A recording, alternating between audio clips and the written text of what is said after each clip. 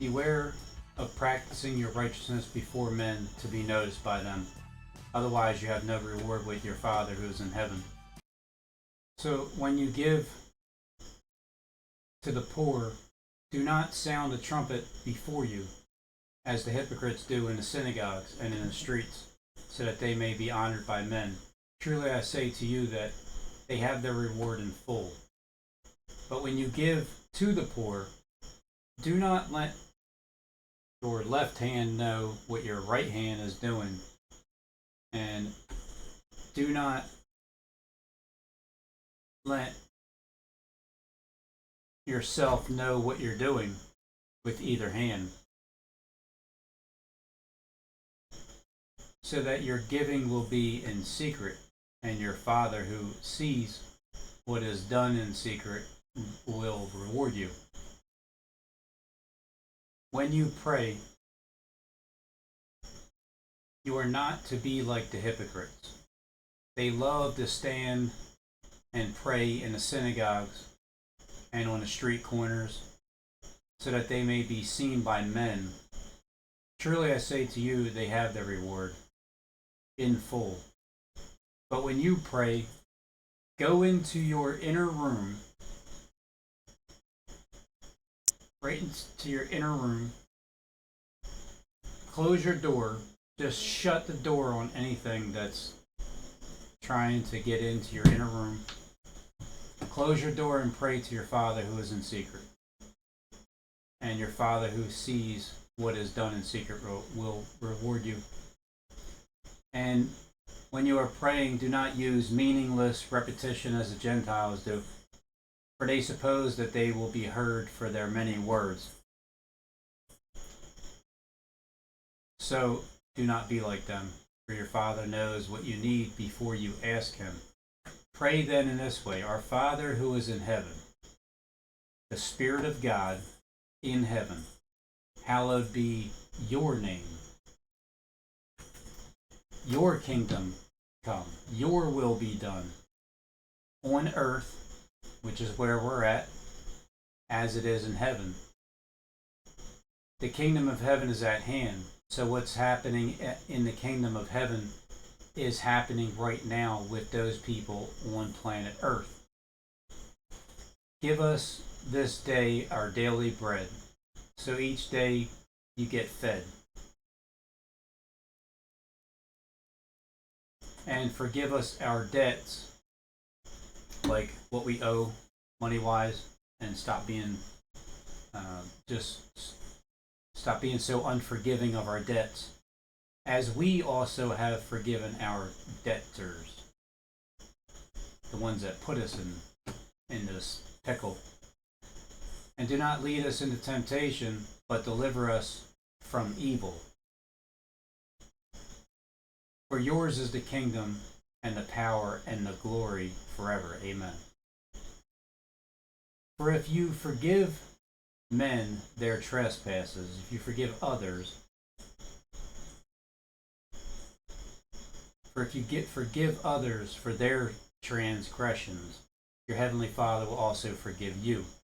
But if you do not forgive others, then your Father will not forgive your transgressions. So if anybody asks God to forgive them for whatever, but you're holding on to a grudge to somebody else, it's just being hypocritical, because you want God to do something for you, but yet you won't do something for somebody else that needs the same thing from God. But when you forgive somebody, you release your own anger towards whatever it is that you need to hold on to.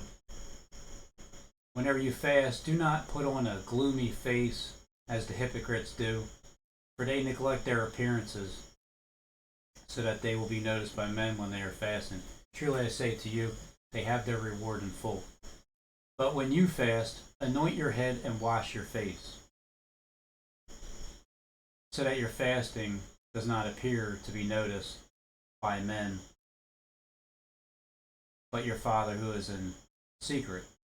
And your Father who sees what is in the secret shall reward you openly. like by name, treasures in heaven. Do not store up for yourself treasures on earth, where the moth and rust destroy, and where thieves break in and steal. But store up for yourself treasures in heaven, where neither moth nor rust destroy, and where thieves do not break in and steal. For where your treasure is, there your heart will also be. The lamp of the body.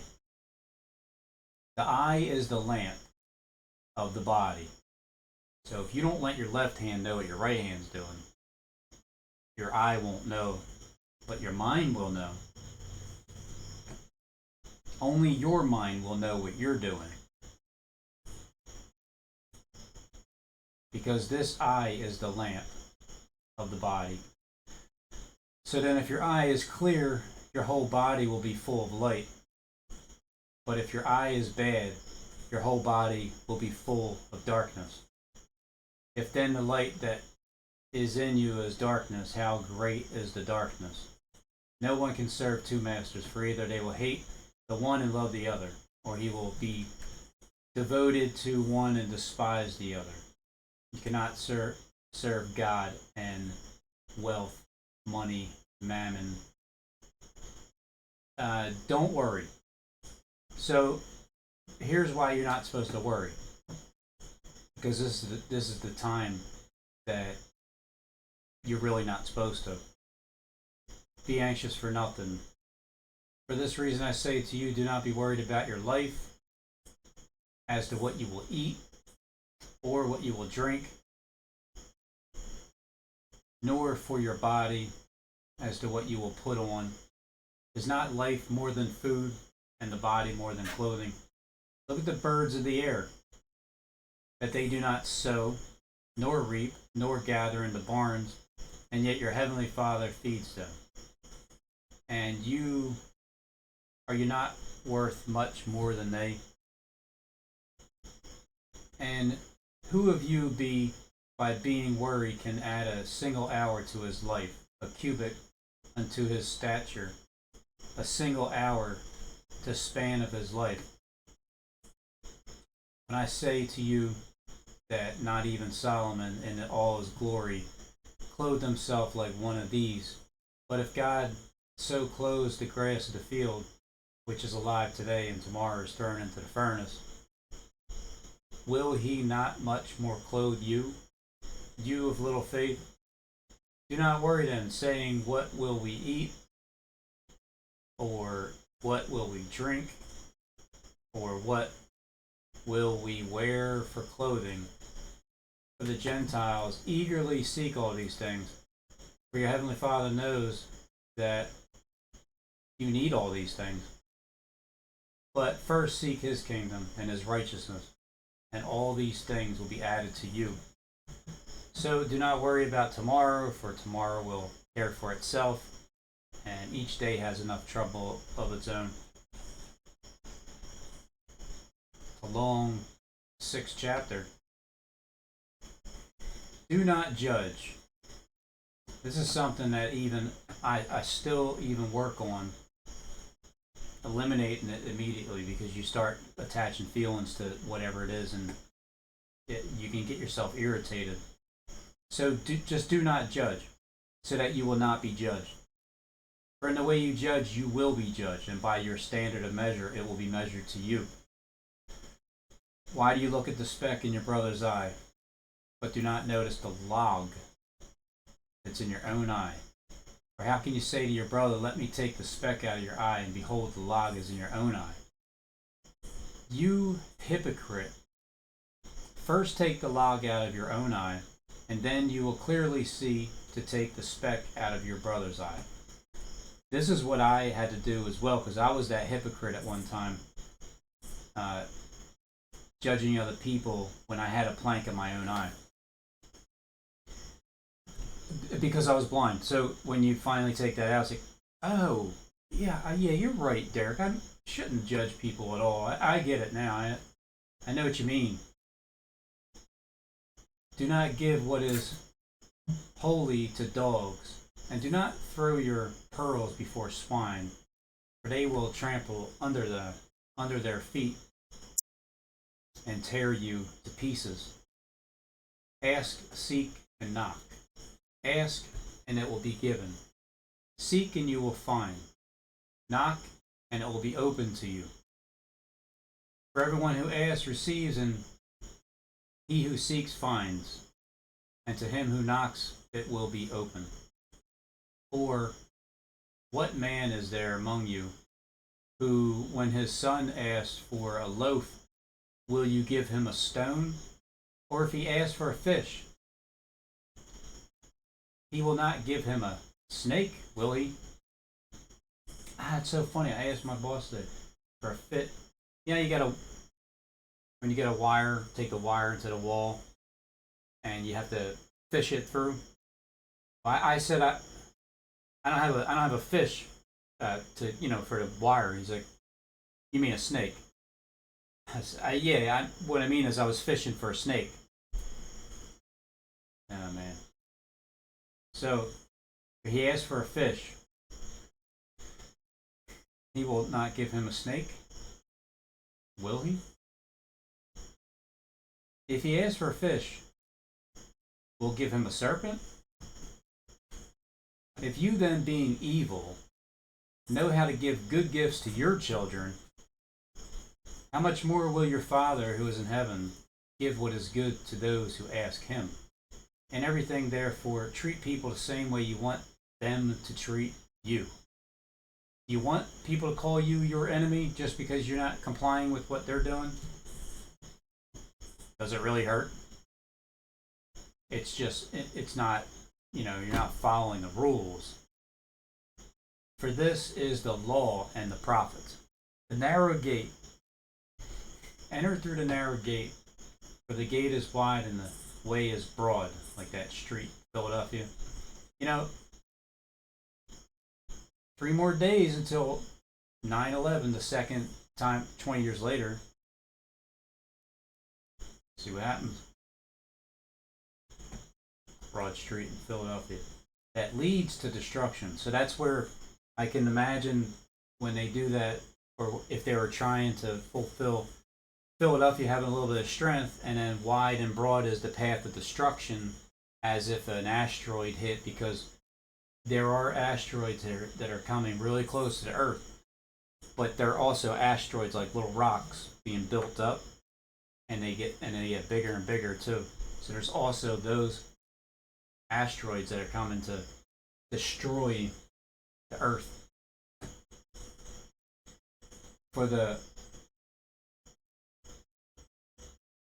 And there are many. Okay, so the path of destruction is wide and broad, and there are many who enter into it or through it. For the gate is small and the way is narrow that leads to life, and there are few who find it.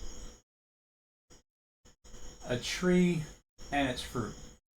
Beware of false prophets. So here's where, just understand what the topic is. The tree and the fruits. Tree of life, the fruits like the grapes. Beware of false prophets who come to you in sheep's clothing, but inwardly are ravenous wolves. You will know them by their fruits. Some people on YouTube will help you know who they are and their fruits, because you will know them. You will know them. Grapes are not gathered from thorn bushes, nor figs. Here's a fig tree. Here's a fig tree. I was offered a fig today, but I'm fasting. Oh wait, I shouldn't have said that. Can't say that out loud, right? I don't want to be like the hypocrites. So every good tree bears good fruit, but the bad tree bears bad fruit. Bad tree, bad fruit. A good tree can produce. A good tree cannot produce bad fruit, nor can a bad tree produce good fruit. Every tree that does not bear good fruit is cut down and thrown into the fire as a burnt offering, a burnt sacrifice.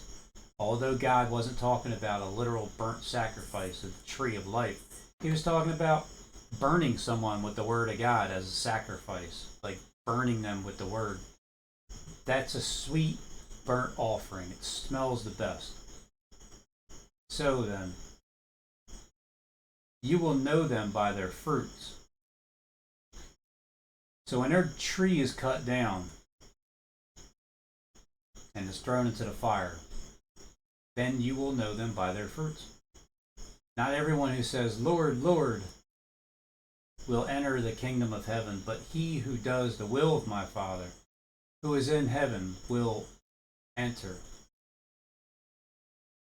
Now, the literal person who's considered the Father, people do believe that's their Father in heaven because he lives in literal heaven. But at the same time, that same person is going to be playing out this right here.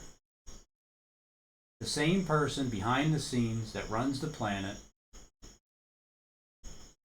is going to be playing the same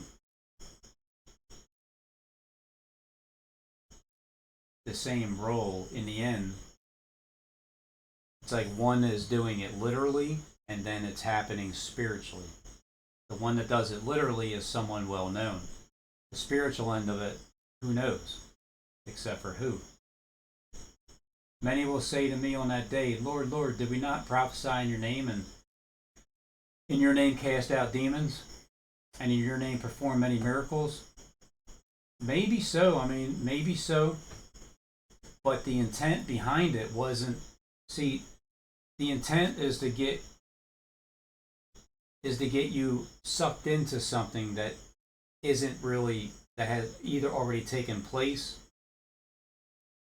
Usually it's something that had already taken place, that the mindset is to try to get you to be in a different place when you're already in that place. So that's why there's still going to be, like, these would be the people, I would liken them to some that cling to you with flatteries, because they're like they're being cool with you, but there's really, the demons are in them. So, and in your name perform many miracles. Well, yeah, a lot of miracles. And then I will declare to them, I never knew you, so depart from me, you who practice lawlessness, you who work iniquity. Away from me, you evildoers. So there's going to be people that come in the name, and when they can just be saying this to themselves in their head, like, Lord, Lord, what happened? Or they can actually be saying it out loud to the Lord that they believe is Lord. There might even be another one, like, Lord, Lord. There might be two Lords that you're looking at, like, and because it could also be a spiritual and a literal Lord. Like you have a spiritual Lord, and then you have a literal Lord. And you also have twins that are playing out Lord, Lord. So when people come to them, but then they will be coming to the Lord saying that same thing that the other ones under them said to them. It's like a never-ending circle. The house on the rock.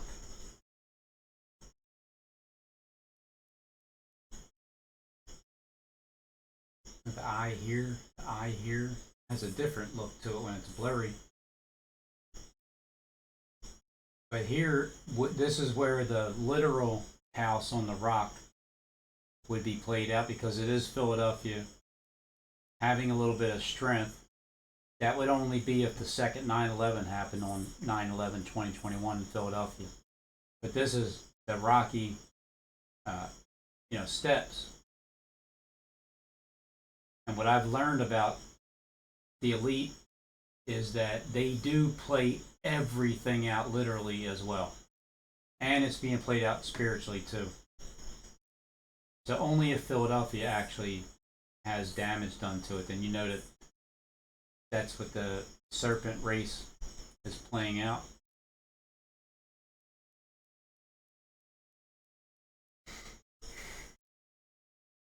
But it's just a house that is up on a solid foundation. Therefore, everyone who hears these words of mine and acts on them may be compared to a wise man who built his house on a rock. And then the rain fell, and the floods came, and the winds blew and slammed against that house, and yet it did not fall, for it had been founded on the rock. Everyone who hears these words of mine and does not act on them will be like a foolish man who built his house on the sand. The rain fell, the floods came, and the winds blew and it slammed against the house, and it fell, and great was its fall. The authority of Jesus. When Jesus had finished these words, the crowds were amazed at his teaching, for he was teaching them as one having authority, and not as the scribes, not as the teachers of the law, not as the YouTube highly trained reviewers. Some of you. I understand some have a different task type of job, but being the teachers of the law on this YouTube platform, I've experienced a bunch of people that have a lot of knowledge, but lack severe spiritual understanding. In my opinion, the leper prayer. When Jesus came down from the mountain, large crowds followed him. So he came down from the mountain, from the mountainside.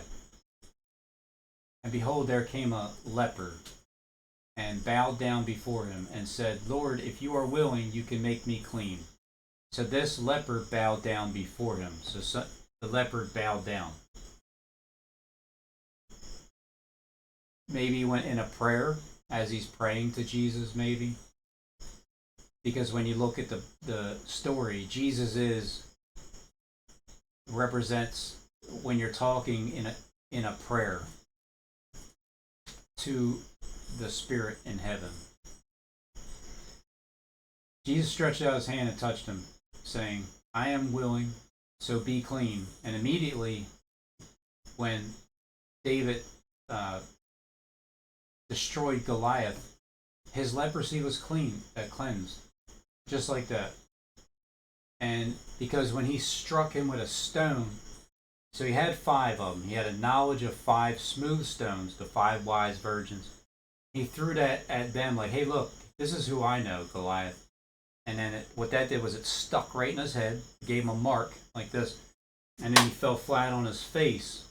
Because when you fall flat, when you come down,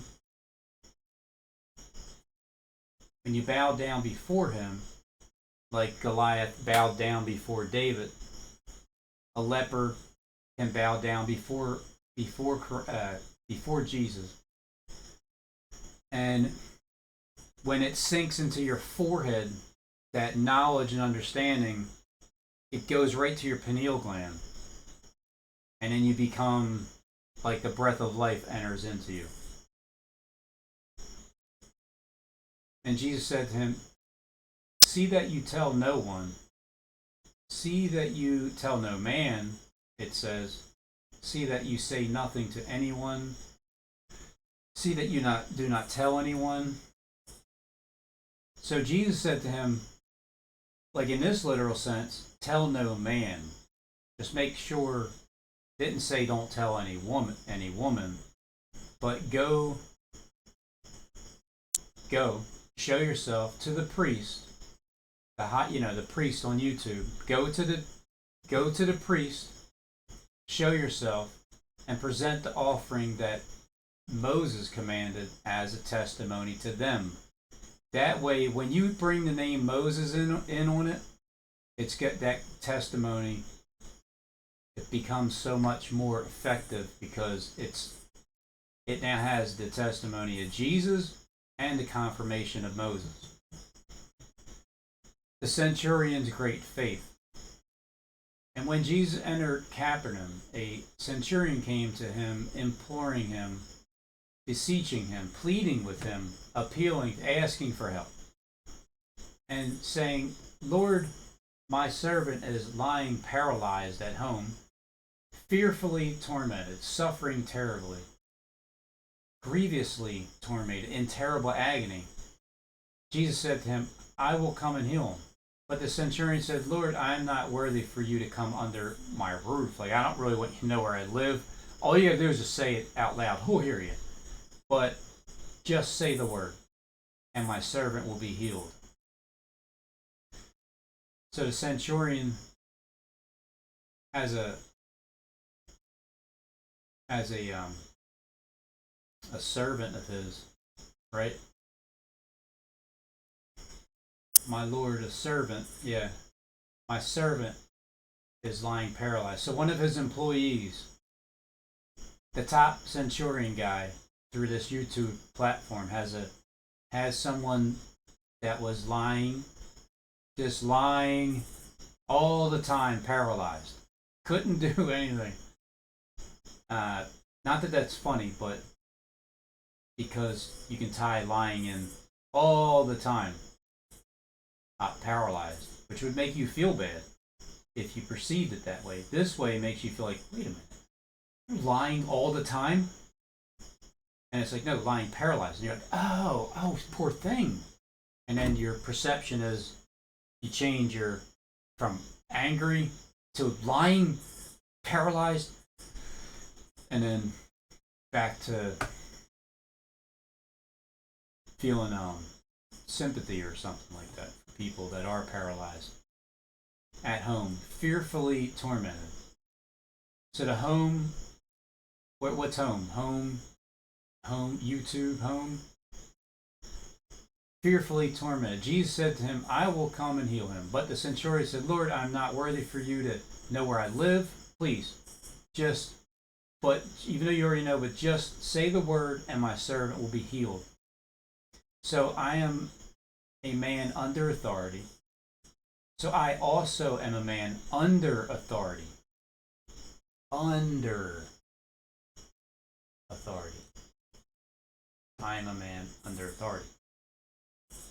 With no prejudice, a race within the race of humanity. Yeah.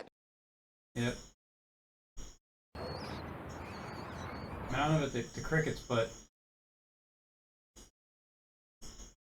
for a new race of beings called locusts from the pit. And do you have somebody under you that would match this category? Like where you have a servant who is sick, and all you gotta do is just say the word to who he is, and then he'll just like be healed. For I also am a man under authority, with soldiers under me. And I say to this one, go, and he goes, and to another, come, and he comes, and to my slave, do this, and he does that. Now, when Jesus heard this, he marveled and said to those who were following, so he knows that he's being followed, truly I say to you, I have not found such great faith with anyone in Israel.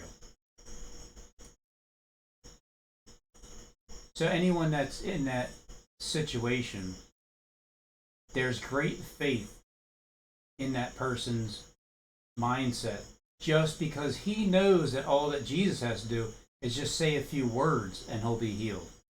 Therefore, it's the centurion's faith that healed his servant.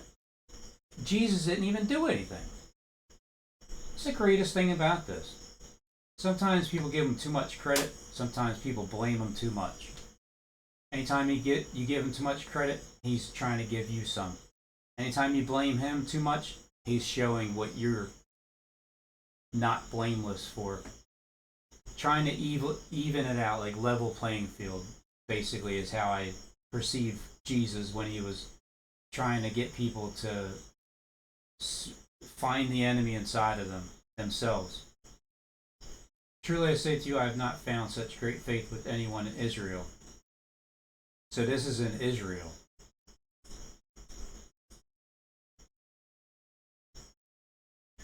not Judah, and Israel.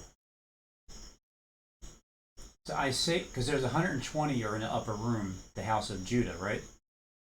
And I don't know this to be true, but the number left over is 24 from 144, and there are 24 elders. Now, are the 24 elders the 12 apostles and the 12 disciples? Or are they the same? I don't really know the answer, but the number 24 lines up 144. I say to you that many will come from the east and west. So from the east and the west. And recline at the table with Abraham, Isaac, and Jacob in the kingdom of heaven. Hello, my friends. Jacob is here.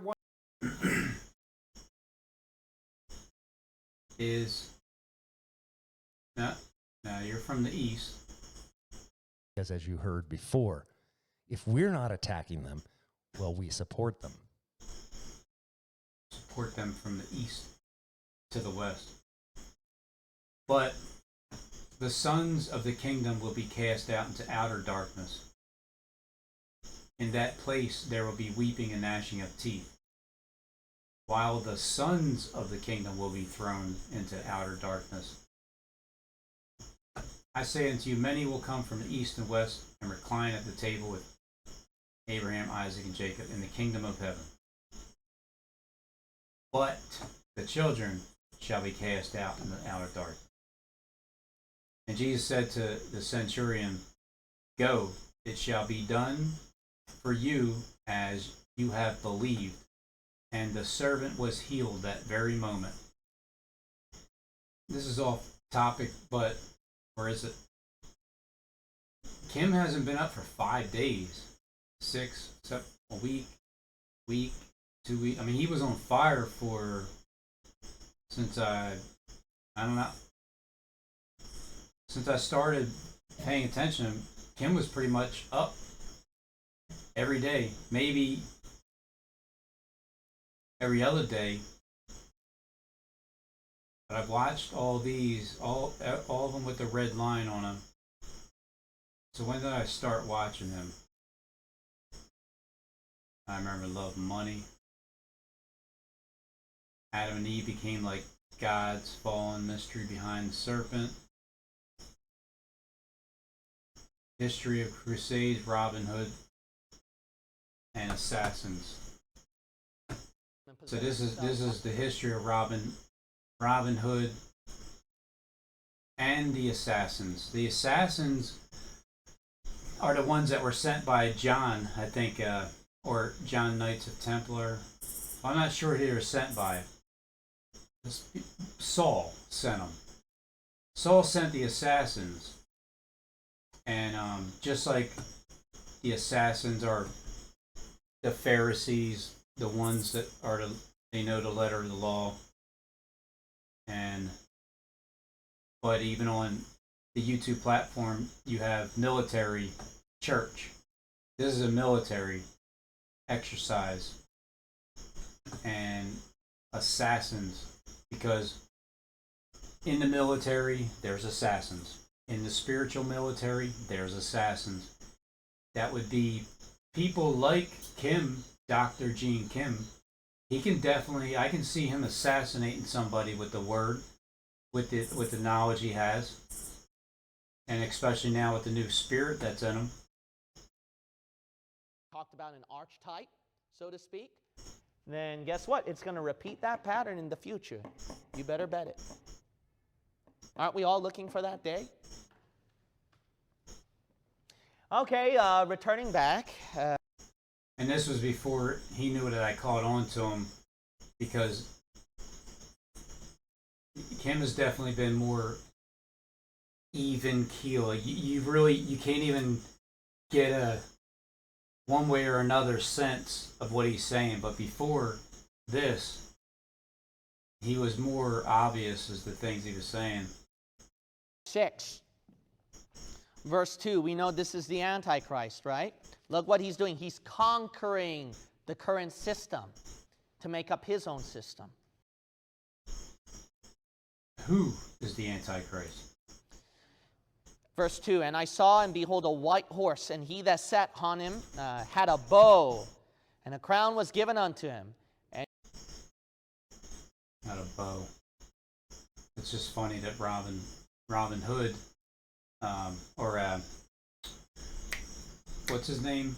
he went forth conquering and to conquer. Notice he comes up with the minority group of people as well. Go to Daniel 11. Comes up with the small people. Daniel chapter 11. See, what men learn from history is that men never learn from history. It's the psychology, it's the historical pattern, it is evidence of human nature. This is back on April My 21st. friend, this is something that sociologists, historians, psychologists always overlook. And the Bible is always way ahead of them and tells you about human nature. It's a cycle. Daniel chapter 11. Look at verse 22. We know this is the Antichrist. Who? And with the arms of a flood shall they be overflown from before him, and shall be broken. Yea, also the prince of the covenant. And after the league made with him, he shall work deceitfully, for he shall come up and shall become strong with a small people. He shall enter peaceably. I'll wait right here peacefully. Can you wait out there? Wait out where? In the lobby. No, I'm waiting right here in the store.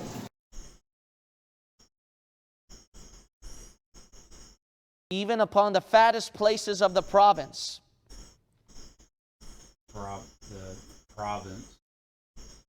Upon the fattest places of the province. And he shall do that which his fathers have not done, nor his fathers' fathers. He shall scatter among them, look at this, Robin Hood, scatter among What's Robin Hood do? them the prey and spoil and So you're calling Robin Hood the Antichrist? riches. Robin Hood. Huh? Yeah. Interesting stuff. Yeah. You know why? If this is popular back then, that's the psyche of these You think so? people. You know, you guys. Where basically, where Carl Jung, he's basically demon-possessed himself, talked about. So as he's talking about Robin Hood, he's calling him the Antichrist because he's coming up against who am I coming up against as Robin's Hood? I'm coming up against people that call themselves Jesus Christ in the flesh, or Adam, or the many other names of who Christ is. I'm coming to them because I don't agree with it, and my name just happens to be Robin's Hood on this platform. Jonathan Kleck. We've wrestled together. I didn't know who I was wrestling with behind the scenes, or I didn't know who had the ability to have like a centurion, like a guy that can say, I have this, he can go here and he can go here and they'll do whatever I tell him to do. Because even he is under authority. Even he is under somebody else who's above. There's somebody who's above up there and is playing out God the Father's role and is going to execute it to the T. About an archetype. So I've it's just funny that I've said about Jonathan Kleck, Johnny K,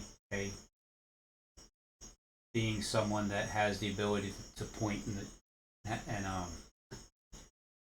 and as the Adam and Eve is being played out as well, and Cain and then Abel, and Cain as being like a son, a product of Adam and Eve, and then killing Abel, and then how killing the Abel, the second born, to speak, then guess what? It's going to repeat that pattern in the future.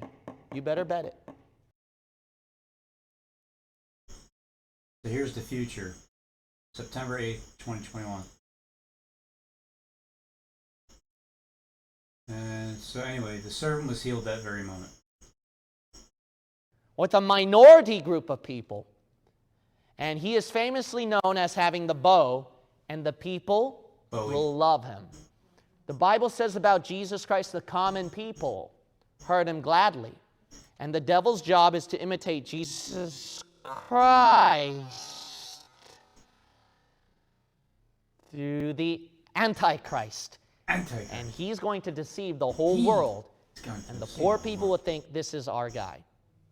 Revelation chapter 6. The poor people in the spirit won't know any better. Verse Jesus heals at Peter's house. When Jesus came into Peter's home, the home of Peter, he saw his mother-in-law lying sick in bed with a fever. If somebody is lying consistently, they're sick. In their head may have a fever.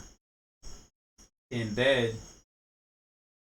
they could be sick in bed, because when you're in bed, what are you doing? You're lazy. Like when you're in bed, spiritually speaking. You can be sick in the head. You can be lying. You can be lying sick in a bed with a fever. But for the sake of it was just a mother-in-law that was literally lying in bed and sick with a fever. He touched her hand and the fever left her, and she got up and waited on him. So I mean, that's not literally actually possible for anybody to touch somebody and then all of a sudden they just just healed. Like, well, the fever that left her was something that was making her sick. And she got up and waited on him. So that's how that works. She got up and waited on him. She rose and began to serve him. Peter's mother-in-law.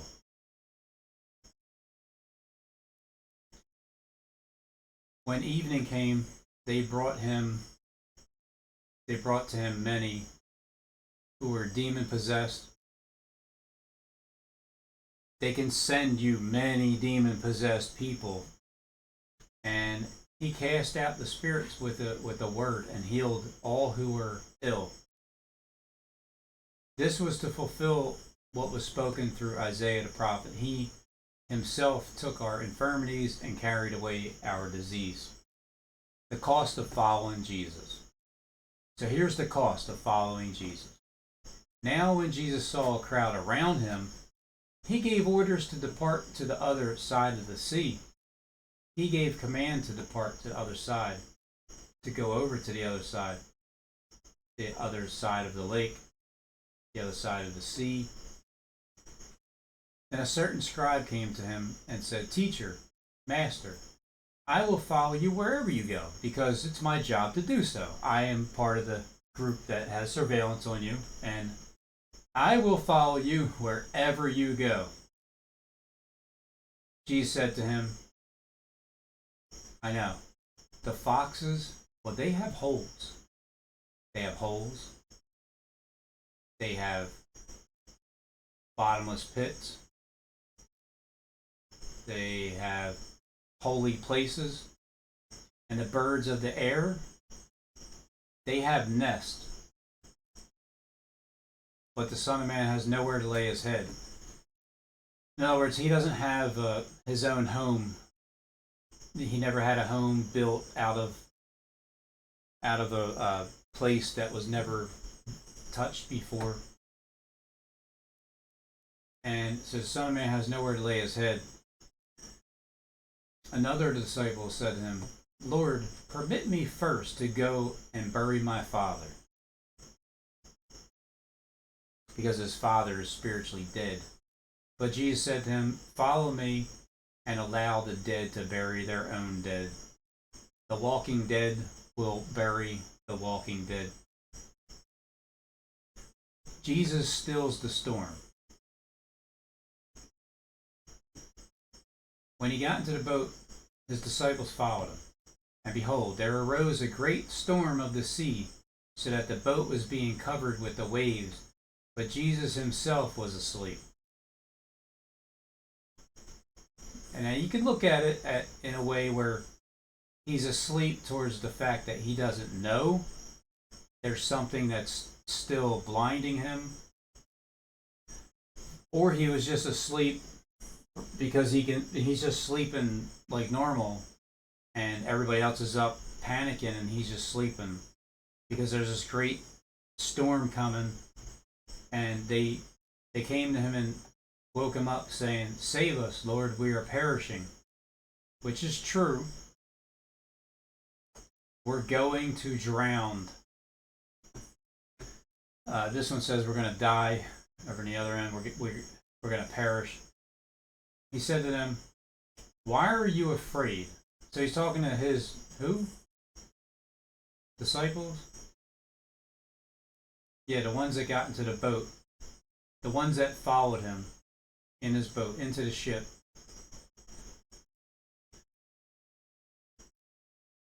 Then he got up and rebuked the winds and the sea, and it became perfectly calm. So I was hoping for that too in that last Hurricane Ida, but it didn't happen. Then men were amazed and said, "What kind of man is this that even the winds and the sea obey him?" Demons cast into pigs.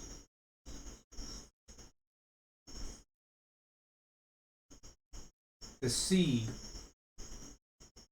raging and the winds, you can just rebuke them when things are coming at you as a whirlwind, trying to sweep you away with the deception and the lies and the fear tactics. You can just rebuke it and it'll be perfectly calm to you in your spirit. When he came to the other side in the country of the Gadarenes, Gadarenes, Gergesenes, two different ways of saying it. Two men who were demon possessed met him as they were coming out of the tomb. So they were waking up these two men. Two witnesses, could be two different men coming out of the grave, because it said two men who were demon possessed coming from the tombs met him. As they were coming out of the tombs, they were so extremely violent that no one could pass that way. And they cried out saying, What business do we have with each other, Son of God? Have you come here to torment us before the time?" Okay, so these are the two men. So I'll just connect these with two witnesses in that sense, where Inky and Enlil kind of witnessing.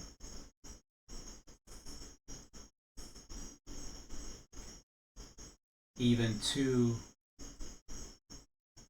that have the power to control the weather and control the rain as long as they want to. And they can also control the rain of the truth of the Word of God. They can prevent it from being heard, and then they can make it be known throughout the entire world. So these two men who were demon possessed met him as they were coming out of the tomb, because they were already coming out of the tomb. They were so extremely violent that no one could pass by them. And they cried out saying, "What business do you have here, Son of God? Have you come here to torment us before the time?" because the 42 months, their 42 months, the power to act isn't up yet. Now there was a herd of many swine feeding in a distance from them. So he heard these demons began to entreat him, saying, if you were going to cast us out, send us into the herd, what we heard of those swine. And he said to them, go. And they came out and went to the swine. And the whole herd rushed down the steep bank into the sea and perished in the waters. The herdsmen ran away and went to the city and reported everything, including what had happened to the demoniacs, the devils, the possessed men, those who were possessed by demons. And behold, the whole city came out to meet Jesus. And when they saw him, they implored him to leave their region. Quit teaching, Jesus. Quit giving out the secrets, Jesus. Quit teaching.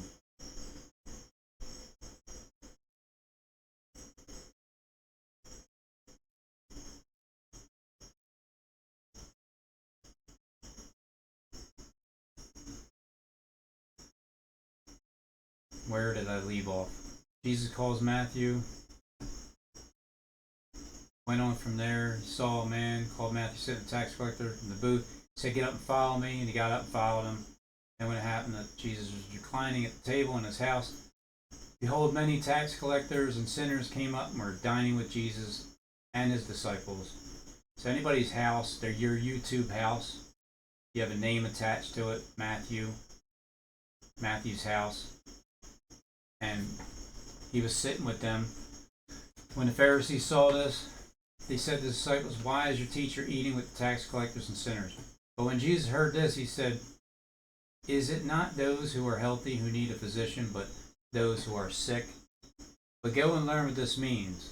I desire compassion, not sacrifice, for I did not come to call the righteousness, but sinners. So I desire compassion, not sacrifice. Not a burnt offering. Jesus questioned about fasting. Then the disciples of John came to him, asking, why do we and the Pharisees fast, but your disciples do not fast? And Jesus said to them, the attendants of the bridegrooms, can the children of the bridegroom mourn as long as the bridegroom is with them? But the days will come when the bridegroom shall be taken from them, and then they shall fast. The patches and patches. The patches and the wineskins sowed tares.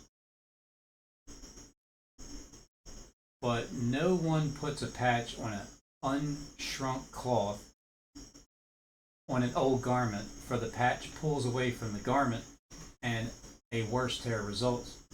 Nor do people put new wine into old wineskins, otherwise the wineskins burst, and the wine pours out, and the wineskins are ruined. But they put new wine into fresh wineskins, and both are preserved. The healing touch of Jesus. While he was saying these things to them, a synagogue official came down. So this is like one of the top YouTube type of guys that was an official, came down and bowed down before him and said, my daughter has just died. My daughters of men. But come and lay your hand on her and she will live. This is where the mingling happens, because of whatever spirit you had beforehand. All it takes is a word. But the official, the synagogue official, would have to come and bow down. Just not like literally in front of anything, just bowing down, meaning submitting to the spirit, because this spirit is a better way. It's a better direction and you know it. Jesus got up and began to follow him. Jesus got up and began to follow him. And so did his disciples. So he began to follow him, this synagogue official. A ruler came in and knelt before him, saying this, a synagogue leader. Either way, it's one of the top people of worship. A certain ruler. Suddenly one of the leaders came and knelt before him. Jesus got up and began to follow him, and so did his disciples. Like, you would go to this person's YouTube channel,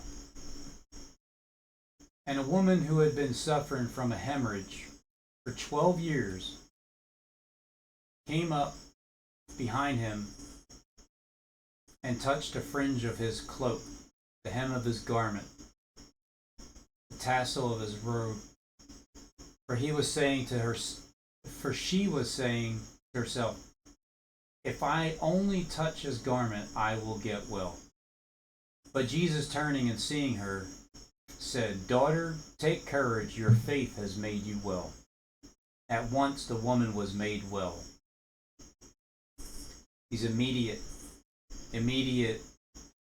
awakenings, like, oh, this is the direction to go. Like, almost analytical.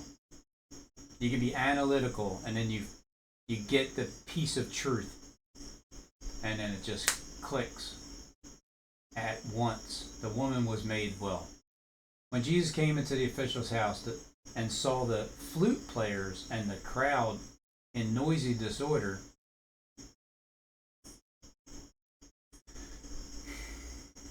when Jesus came into the official's house,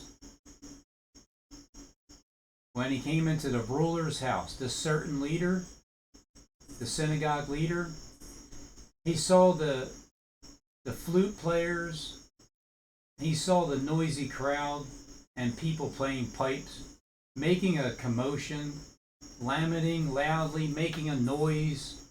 So he seen this when he came into his that guy's house, the leader, the one that bowed down to him. He said, leave, for the girl has not died, but is asleep, just spiritually dead. And they began laughing at him because they didn't believe it. They laughed him to scorn because he said, for the girl is not dead but sleeping. Then the crowd had been sent out. He entered and took her by the hand, and the girl got up. This news spread throughout all that land. Jesus heals 2 blind men. So notice the 2 blind men, the 2, does it say it up here?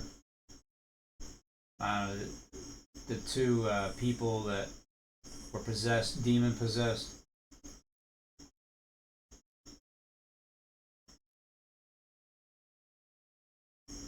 It's possible that a lot of these stories are talking about the same 2 people, the same 2 groups, the same 2 witnesses, the same, just a different, like a storytelling. As Jesus went on from there, 2 blind men followed him, crying out, have mercy on us, Son of David. When he entered the house, the blind men came up to him. So he entered into their house now. When he entered the house, he came up into the house.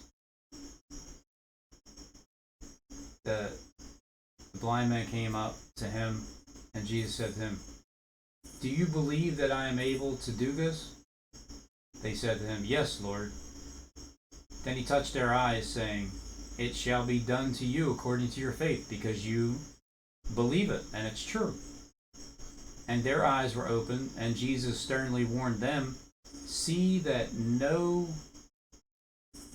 one knows about this. See that no man knows it. Don't tell. So these 2 blind people, men, came up, but he's saying don't tell any man, but they went out and spread the news about him throughout all the land. Jesus heals a mute man.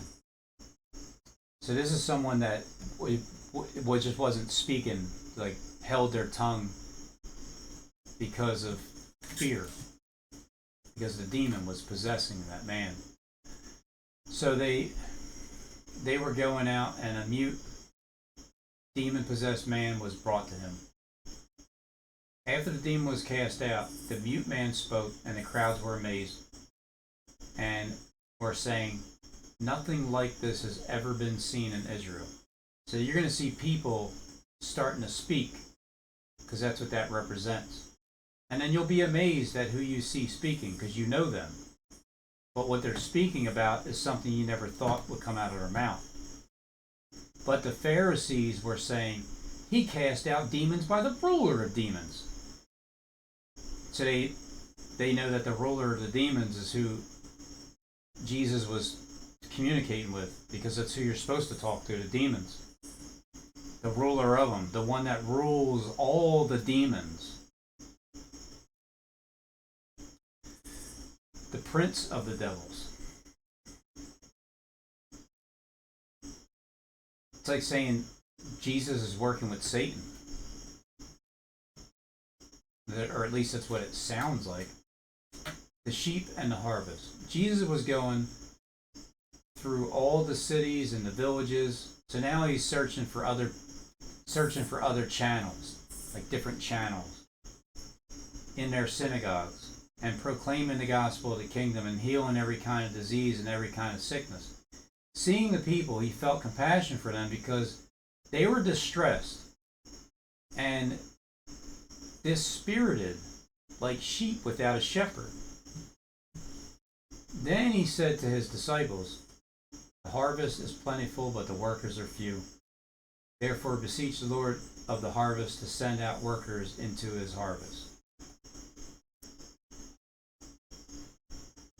I'll read up to 10. The 12 apostles. Jesus summoned his 12 disciples and gave them authority over unclean spirits, to cast them out, and to heal every kind of disease and every kind of sickness, because he went searching in those cities for them. Now the names of the 12 apostles: first Simon, who is called Peter. So some people call Simon Peter, I guess that's with the confusion. And Andrew his brother, and James the son of Zebedee, and John his brother, and Philip and Bartholomew and Thomas and Matthew, tax collector, James son of Alphaeus and Thaddeus, Simon the Zealot, and Judas Iscariot, the one who betrayed him. The ministry of the 12. These 12 Jesus sent out after instructing them, "Do not go in the way of the Gentiles, and do not enter any city of the Samaritans, but rather go to the lost sheep of the house of Israel." So is he talking to Judah, the house of Judah, or another house?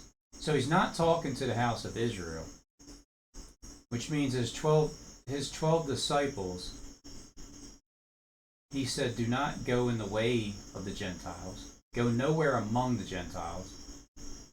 So that's implying that his disciples aren't Gentiles, if just for basic understanding, if you don't know anything about the Bible. "And do not enter any city of the Samaritans, but rather go to the lost sheep of the house of Israel." So go to the house of Israel, Israel's house. As you preach, remember the 120 in the upper room. Remember the 120 that when Daniel was getting ready to take over, they came up with this decree to Darius and preach, saying, "The kingdom of heaven is at hand." So go to the lost sheep of the house of Israel and preach and say, the kingdom of heaven is at hand. Heal the sick, raise the dead, cleanse the leper, cast out demons.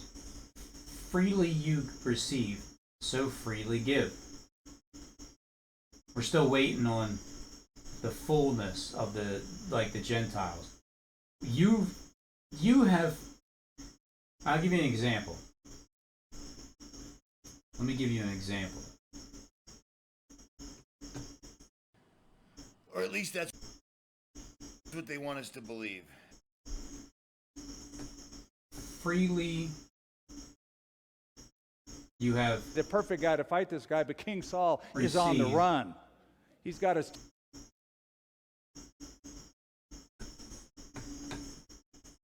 Welcome to my happy place. Come on. Minister to the 12. The 12. Sometimes I push the record button, and I didn't record it. So I think I left off here. These 12 Jesus sent out after instructing them, do not go in the way of the Gentiles, do not enter any city of the Samaritans, but rather go to the lost sheep of the house of Israel. So as I think back of the 120 in the upper room, house of Judah, and then the house of Israel being 24 elders to make up the 144, it's just numbers that line up. And then 120 when Daniel was getting ready to put in charge, and the presidences and I think the princes and the counselors and all of them, they threw Daniel into the lion's den. That's what they did. They did that. They did it themselves. They threw him in. So in order to test him and be tried through the fire, also is similar with the 120 in the upper room. And as you go, preach, saying, the kingdom of heaven is at hand. Heal the sick, raise the dead, cleanse the lepers, cast out demons. Freely you receive, and freely you shall give. So, those who freely tail receive... between his legs, he is not coming out for nothing. Friends, Jacob is here once again. Thank you. What he's doing, he's conquering the current system.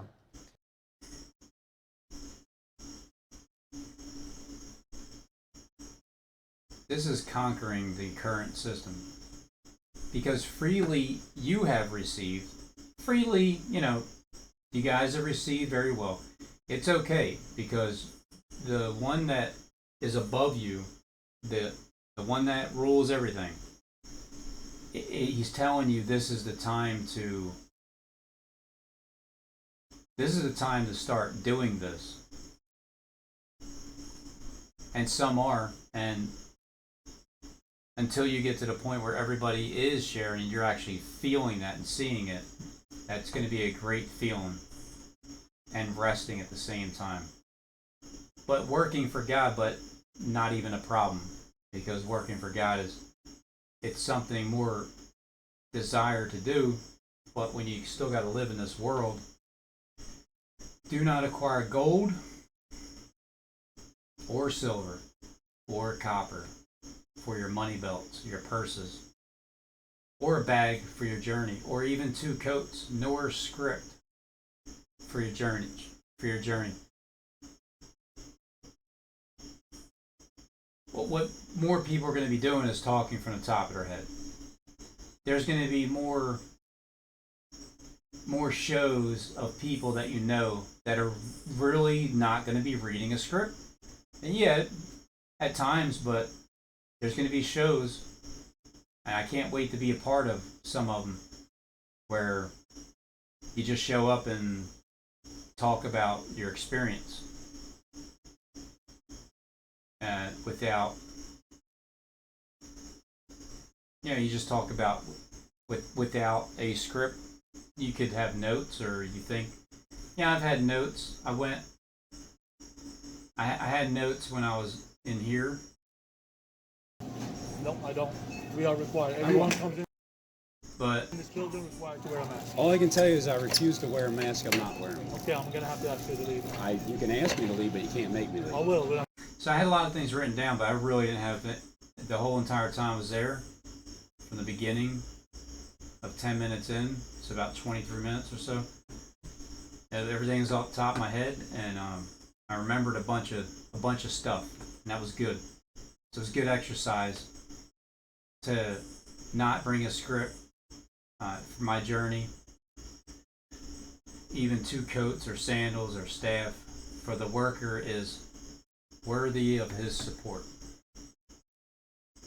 And whatever city or village you enter, inquire who is worthy in it, and stay at his house until you leave that city. As you enter the house, give your greeting. Salute it. If the house is worthy, let your peace come back to you. But if it's not worthy, take back your blessing of peace. Whoever does not receive you, nor heed your words as you go out of that house or that city, shake off the dust of your feet. Truly I say unto you, it will be more tolerable for the land of Sodom and Gomorrah in the day of judgment than for that city. Comfort in persecution. So who's going through the real persecution right now?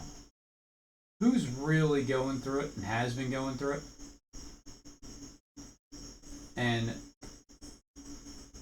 But yet they've been putting people through it, and then this is the persecution Fascist ends. that it's talking about?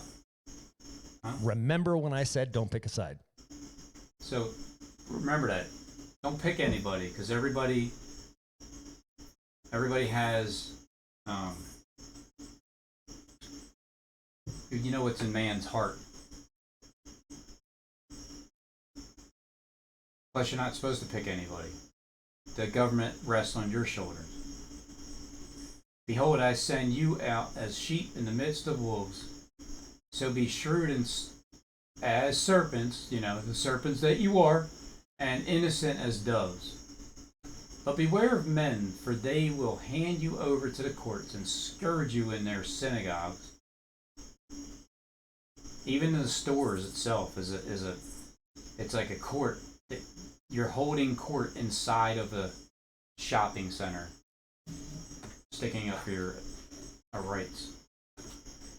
And you will even be brought before me, or you will even be brought before governors and kings for my sake, as a testimony to them and to the Gentiles. But when they hand you over, don't worry about how or what you're going to say. So this is how I looked at it when I was in ShopRite.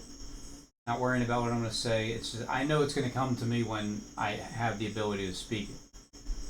For it will be given to you in that hour what you are to say. For it is not you who speak, but it is the Spirit of your Father. The Spirit of your Father who speaks in you. Brother will betray brother to death, and a father his child. And children will rise up against their parents and cause them to be put to death. So these children will rise up, like wake up, rise up out of the tomb. They'll cause their parents to be put to death, to slay them with the word of God also. But when you look at it as a father, his child, and the children will rise up against their parents to literally put them to death, then you'll live in that perception world. You will be hated by all because of my name, but it is the one who has endured to the end who will be saved. Whenever they persecute you in one city, flee to the next. For truly I say unto you, you will not finish going through the cities of Israel until the Son of Man comes. A disciple is not above his teacher, nor a slave above his master. It is enough for the disciple that he become like his teacher, and the slave like his master. If they have called the head of the house, Beelzebul, Beelzebul, how much more will they malign the members of his household? How much more shall they call them of his household? Fear God alone. Therefore do not fear them, for there is nothing concealed that will not be revealed, or hidden that will not be known. So what's left? What's hidden? What's not known? What's still concealed and not revealed? What I tell you in the darkness, speak in the light. So as you're hearing it from at night, what I tell you in the darkness, speak in the light. And what you hear whispered in your ear, proclaim unto the housetops. Do not fear those who kill the body, but are unable to kill the soul, but rather fear him who is able to destroy both soul and body in hell. Are not 2 sparrows sold for a cent, a farthing, and yet not one of them will fall to the ground apart from your Father, without your Father? But the very hairs on your head are numbered. So do not fear, you are more valuable than sparrows. Confessing Christ. Therefore, everyone who confesses me before men, I will also confess him before my Father who is in heaven.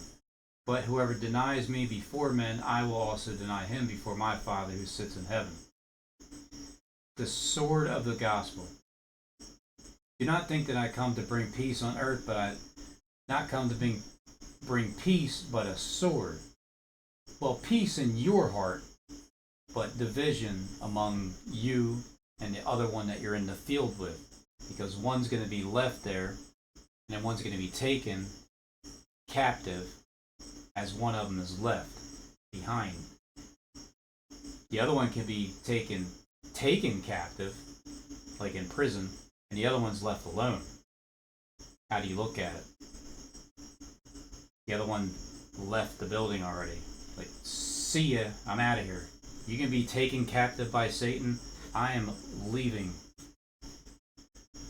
For I came to set a man against his father, which means a son, and a daughter against her mother, and a daughter-in-law against her mother-in-law, like the one that was sick. And a wise man's enemies will be the members of his household.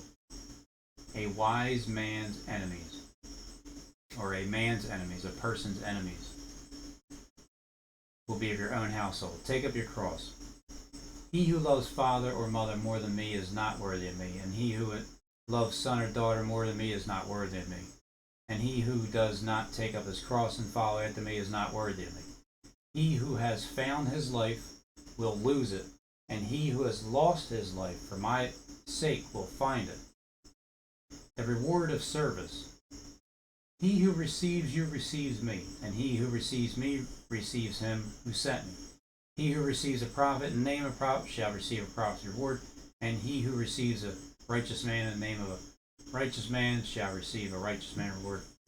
And whosoever in the name of a disciple gives to one of these little ones even a cup of cold water to drink, truly I say to you, he shall not lose his reward.